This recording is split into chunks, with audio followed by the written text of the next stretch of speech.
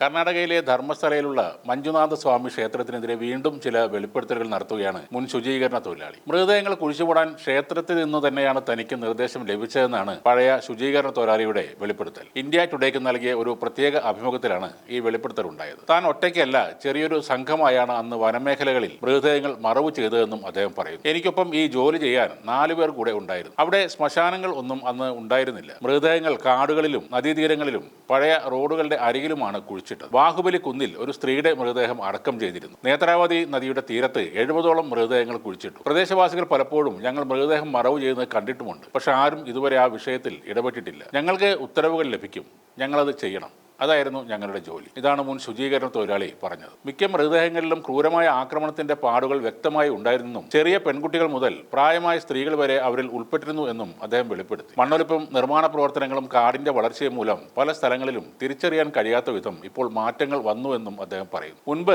ഇവിടെ പഴയൊരു റോഡ് ഉണ്ടായിരുന്നു. ആ സ്ഥലം ഇപ്പോൾ മനസ്സിലാക്കാൻ കഴിയാത്ത വിധം മാറിപ്പോയി. പണ്ട് കാടുകൾ ഇത്രയും വളർന്ന് ഘോരവനങ്ങളായിരുന്നില്ല എന്നും അദ്ദേഹം പറഞ്ഞു. 100-ലധികം മൃതദേഹങ്ങൾ കുഴിച്ചുമൂടിയെന്ന അവകാശവാദം ഉന്നയിച്ചിട്ടും എന്തുകൊണ്ടാണ് അത്തരം മൃതദേഹങ്ങൾ കണ്ടെത്താനാകാത്തത് എന്ന ചോദ്യത്തിന് ഞങ്ങളാണ് ആ മൃതദേഹങ്ങൾ കുഴിച്ചുമൂടിയത്, ഞങ്ങൾ സത്യമാണ് പറയുന്നത് എന്നായിരുന്നു അദ്ദേഹത്തിന്റെ മറുപടി. എന്നാൽ ഇപ്പോൾ ക്ഷേത്രത്തിലെ ഈ മുൻ ശുചീകരണ തൊഴിലാളിയുടെ പേര് വിവരങ്ങൾ വെളിപ്പെടുത്തണമെന്ന് ആവശ്യപ്പെട്ടിരിക്കുകയാണ് BJP നേതാവായ R. അശോക. മുഖം മൂടി നടക്കുന്ന സാക്ഷിയുടെ വിവരങ്ങൾ സർക്കാർ പുറത്തുവിടണമെന്നും ഈ കേസന്വേഷണം NIAക്ക് കൈമാറണമെന്നും അദ്ദേഹം ആവശ്യപ്പെടുന്നു. ഈ തൊഴിലാളിയുടെ പരാതിയിൽ 1 കോടി രൂപയിലധികം ചെലവഴിച്ച് ഭാരമേറിയ യന്ത്രങ്ങളും ഡ്രോണുകളും മറ്റ് ആധുനിക ഉപകരണങ്ങളും ഉപയോഗിച്ച് പരിശോധനകൾ നടത്തിയെങ്കിലും ഒരു ഫലവും ഉണ്ടായില്ലെന്നാണ് അദ്ദേഹം പറയുന്നത്. ധർമ്മസ്ഥലയിൽ കുഴിക്കാൻ പറഞ്ഞ മാസ്ക് ധരിച്ചയാൾ ആരാണ്? അയാളുടെ പേര് ചിന്നയ്യ എന്നാണ്.